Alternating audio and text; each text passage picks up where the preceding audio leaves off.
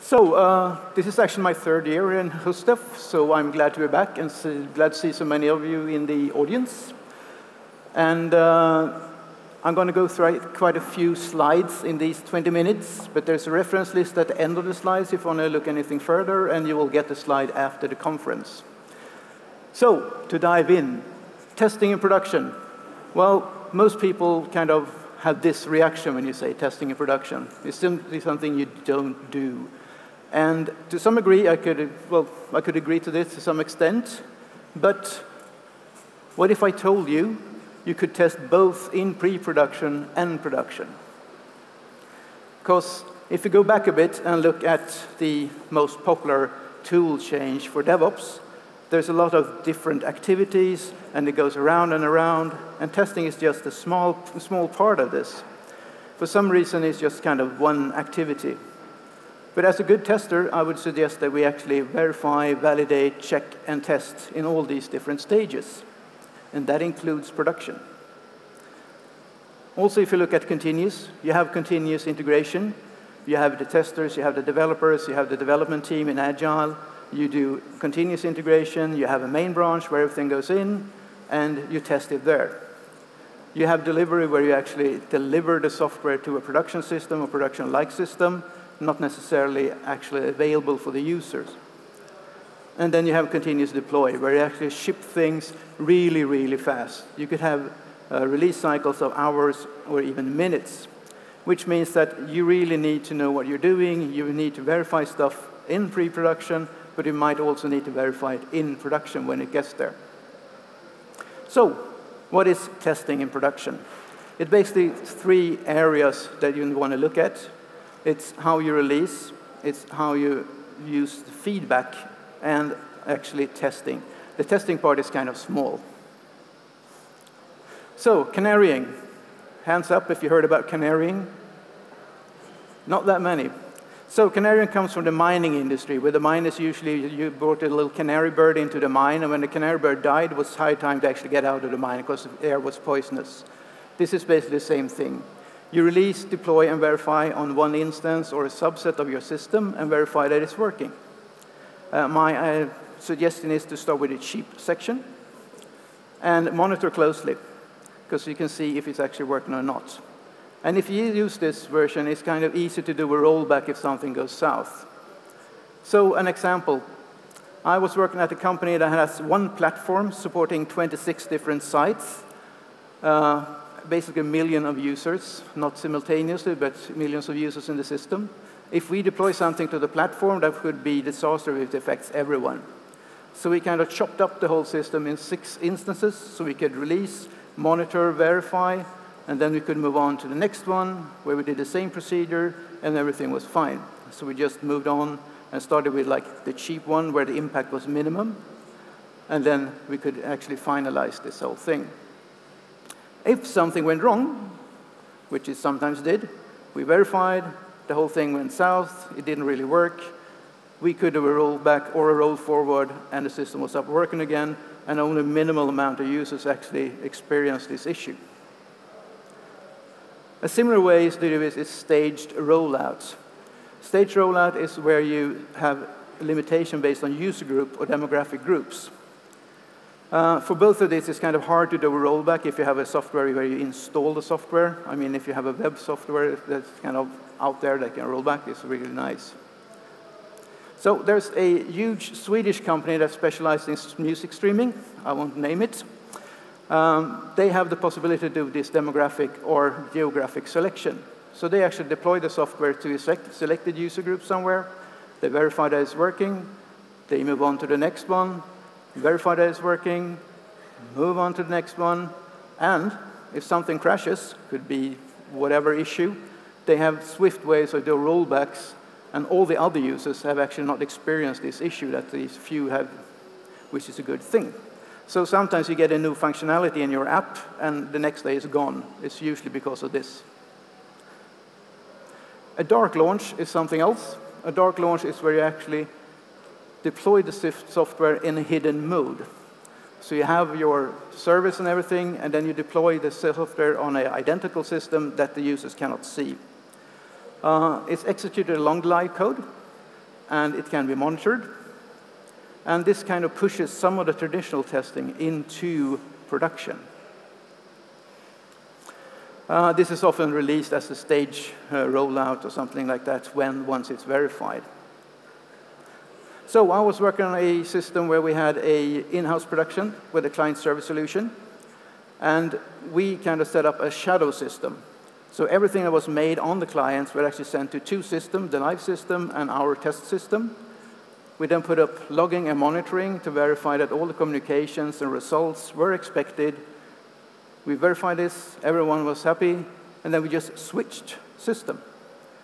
So the former test system is now the live system, and it's working really nice. This is something that's built into like the Amazon cloud. They call it the green and blue version, which kind of switches back between these two difference, and it's a nice feature to have. Dogfooding. Dogfooding comes from the marketing industry to originate it. So if you do marketing for dog food, you should actually try it out yourself before you market it. Do you like it? So the software is first used by internal users. It's a bit like beta users, but it's only internal. So you have a subgroup of your people trying to do the testing. Internal users aren't representative of the intended users, usually. And internal users can be biased, both negatively and positively, which means that they can have a negative approach when they start testing, or a positive approach, which means they miss stuff. So I was in a project where we had third-party backend system for an accounting consulting firm, and a portal, a web portal, where people logged in, their customer logged in and did their daily business. But they also had their own staff do the same operations in that portal. So they were well acquainted with this system. This also meant that when they wanted to launch a new version of the portal, they set up a beta site, and the staff that was well acquainted with the system did the beta testing. So they knew the system, they knew what to look for, they knew how the workers actually, or the customers actually use the system, and they could do the beta testing, and the actual customers didn't really notice that it was a new system until it went live. Logging. Logging is really important. It's the cousin to monitoring, I would say. Log files often help with root cause analysis. I mean, you use log files to find why something went wrong. But at the same time, you can actually use log files to be proactive. You can do things with the system, check out the log files, and see why things happen. As Karina Pips said in her talk yesterday, log files are your best friends. I would argue that is really the case. And if you want to go into AI and that stuff, that's been really hot topic for this conference, starting with working with log files and monitoring is the way into this, knowing your system, knowing your data. So, a client-server system where sometimes client crashed, causing a server crash. So we sometimes had one of the clients crash. We could restart the clients, and everything was hunky-dory. But sometimes when one of these clients crashed, the whole system crashed. We had to do an IS reset and get things back online again. We could not replicate this in our test environment for some reason. It only happened in a production environment. We had logging and monitoring on the client themselves, but that was not really sufficient. So we built a VCF service and kind of did all the logging of all the traffic that went in and out for these servers. And we analyzed this data. And thereby could we actually see what actions caused the system to go down and solve the issue. So going into feedback. User feedback. User feedback is really, really good. Because how often do you, as a tester or a software team, go to the customer support and ask them what people are actually calling in on? What are the issues that your customers or users really experience? It could be a good idea to monitor this from time to time.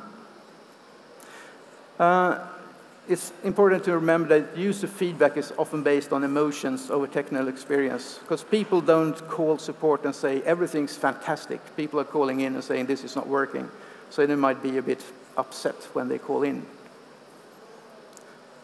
So a system I was working on that had a login function based on what we have in Sweden. It's called a bank ID. The bank ID is basically supplied by the banks, and you have a little app in your telephone. So you go to our login page, you enter your social security number, and you verify that via your telephone through this bank authorization system, and then you're logged in. A really nice function, and most people in Sweden have this, so it's kind of based your login on that. So we had one customer calling in support and said they sometimes could not log in. The bank ID was okay, everything was okay, but it wasn't logged into our system.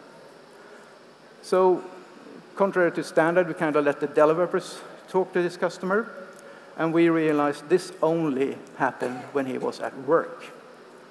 So if we dig deeper, we realized that his workplace kind of blocked some of the ports that we were actually trying to get him into, which meant that he could log in from everywhere else, but not from his work, because then it was blocked.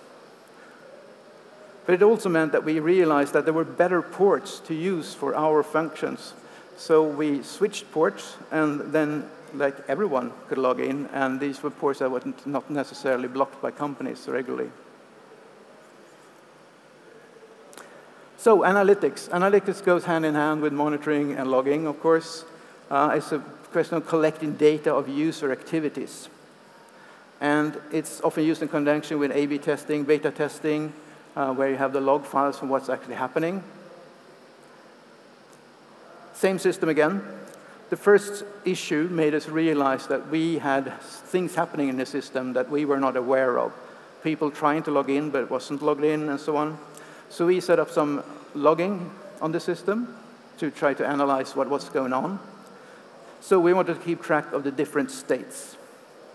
We want to analyze the round-trip latency, and of course, analyze any discrepancies that happens for the users. It was quite basic. We just had the different states. People started to log in, the bank ID was started, they had a successful login. We had active user, logged out users, and we found that we had discrepancy between starting to log in and actually getting logged in that was not connected to this port issue. It turned out that the new version of iOS didn't support this bank ID jump.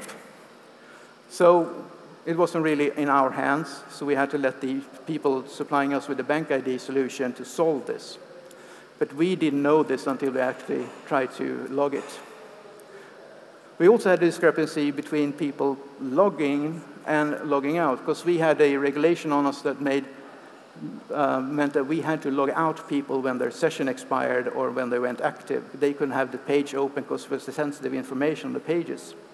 But sometimes that didn't happen. But logging and doing heavy analytics on this made us realize that in some cases, when people were idling or leaving the page in a certain state, the session was ended, but they were not logged out. So this also helped us a lot, doing the analytics correctly. So, and monitoring. I would argue that you should monitor as much as possible, every time, everywhere, but monitoring can be used to see when something happens, and also confirm that it's actually fixed when you try to fix it. Continuous in DevOps demands fast feedback in production, which also means that it's good to have monitoring in production, so you can see that. And I would suggest that you have the same monitoring in production and in pre-production system, so you can kind of know the numbers that you see. There's active monitoring, where you actually have the monitoring on a big screen or somewhere where you can see it. And there's also alerting monitoring, where the monitoring system sends you an SMS or an email or some kind of information that something is going on.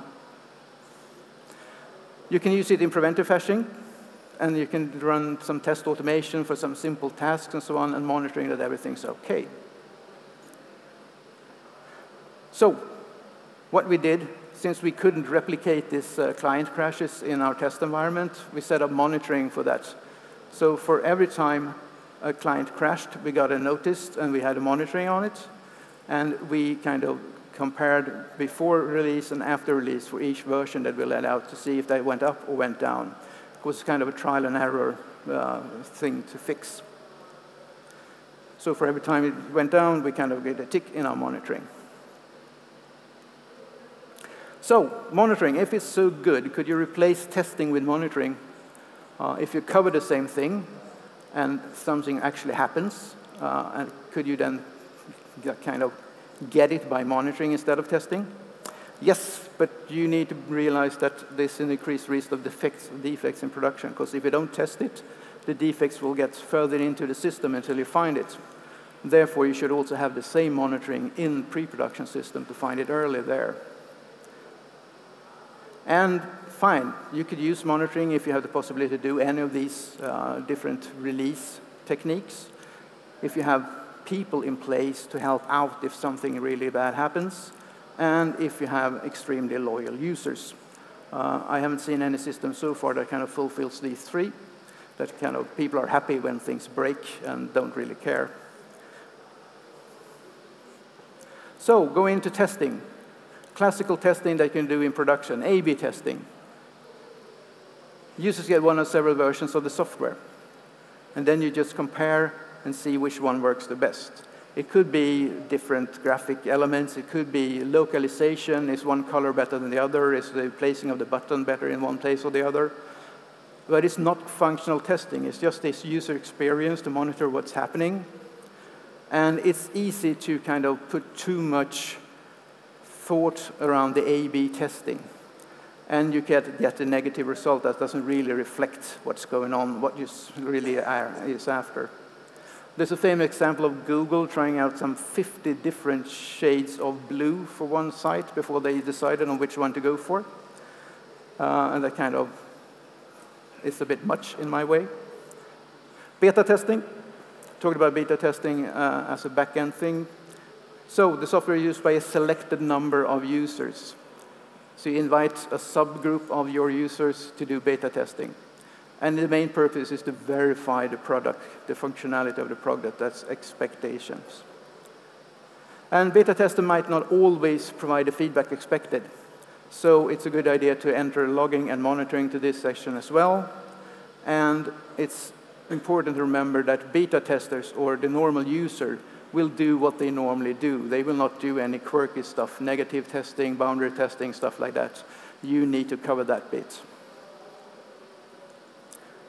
And it works a bit like this. You have a selected few customers beta testing the system, verifying it on their end. And as they do, I would suggest adding logging and monitoring to it to see what they cover, what they don't cover, and if something happens that they don't report, because often they don't really report very well for bug or defects and things that happens. So, testing production is not about deploying untested code straight into the production system. And it's also important to remember, it also depends on what you are actually doing. What kind of software are you releasing? Will something that happens in your software actually cause injury or death or loss of large amount of money? You might take that into consideration. You could still use some of these techniques to do things, but you always have to do a risk-based assessment of this. There's actually an example of Boeing when they tested the 777 model, which was the first one with fly-by-wire. They actually put the whole tech lead gang on board on that test flight, which is kind of nice. And during the test flight, the whole plane starts shaking. So they actually deployed a fix to the software in the turbulence, whatever system they had, to fix this during flight. Something that I might not suggest doing, but it could be done. So it all depends on the risk you're willing to take and the impact of your actions. But if you don't test, monitor, verify, just take testing in production as the word says, you're going to end up with the traditional way of seeing it. It's something will burn, something will break, and that's not what we want. We want you to release, use feedback, and use testing in an intelligent way, also in production, but of course in pre-production. But the shorter time span that you have from production, or from pre-production to production, you need to take these things into consideration. Doing stuff like the canary deploy, the state rollout, dogfooding, dark launching if possible, logging and monitoring, analytics. That's really, really important. And as I said, that would be the way into the AI or machine learning ideas. A/B testing, beta testing, and use the user feedback, because that's really important. And 0, that's my presentation. So we have some time for Q&A if there are any questions.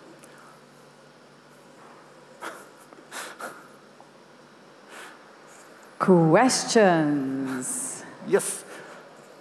So, in your opinion, what's a good guideline to decide what's to log and what not to log?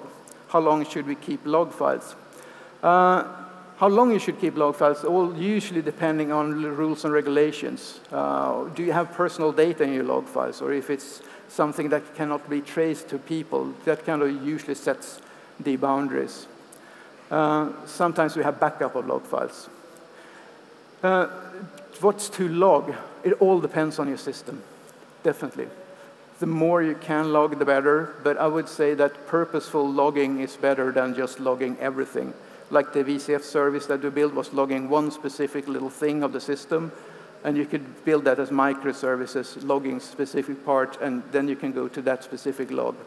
We then used Elasticsearch and Kibana to actually extract the data from these log files and use them for something useful. But I would still say that generic logging might be fine, but try to focus on the problem you try to solve. How do you handle logging in systems which are really GDPR dependent? Can you get enough information to see a clear picture about the users, their actions? Yes, you can. It all depends on how you do it, because of course you have systems where you could scramble the data without any problems. You have systems which are talking to third-party systems that are verifying social security IDs and whatnot. Sometimes you get test data from them. Sometimes you have to build your own test data. We are currently working with a test system called Tricentis Tosca, which kind of scrambles the data on the run, which is really nice. It uses the actual data in the system, and you have to set up, of course, non-breaking tests, because you don't want to break the data that's in the system. But as it runs the test, it kind of scrambles the data, so you cannot recognize people and persons from that one. So it all depends on the tools you do it with. What kind of analytics can we have from desktop applications, where does a law security come in picture? As I said before, law and security is always there. If you want to follow GDPR, if you have personal sensitive data, you have to consider that first, and it's always risk-based. Desktop applications is hard because you basically have to put some agent on the actual desktop to log stuff. You can do that, but I would suggest doing that with the user's permission. We have done that before. We're saying, okay, we're going to enter a thing in your system that kind of logs what you're doing, so you are aware of we're doing that. But I think you need to be very cautious when you put things on other people's system. How would you test payment system in production, or anything that is sensitive or critical? Yes, that's a hard one. Most payment systems actually have the possibility to test them. They provide you with dummy payment methods, dummy credit card numbers, dummy logins, stuff like that. I have been doing that for several years, and most of the payment providers actually have set up test systems that you also can use in production that are dedicated for this. Can you safely live test product features that involve financial transactions? Yes and no. Usually what we have done doing this, like in the sample with the financial system, we kind of mock away the third parties. So we have all the transaction until the actual financial transactions end up in another system, which means that, okay, we don't test it all the way, but we're totally aware of what we have mocked away, where are the stubs, so we can actually solve that as well. How do you make sure that everyone in the organization participate in dog fooding processes? Well, it all depends. Not everyone need to participate. We had a perfect situation. We had users using the system to start with, so we actually know that these people knew the system, so it's kind of easy.